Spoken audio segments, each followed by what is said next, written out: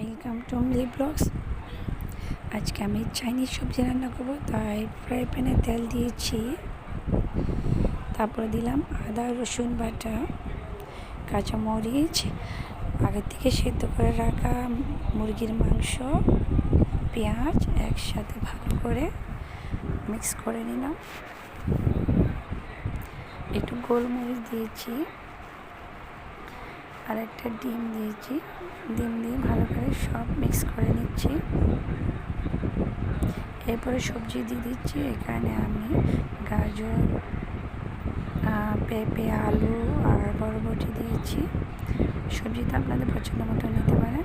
একটু soya sauce দিলাম, লবণ দিয়েছি, টমেটো সস দিয়ে নেড়ে ছেড়ে কিছুক্ষণ ঢেকে রান্না করব।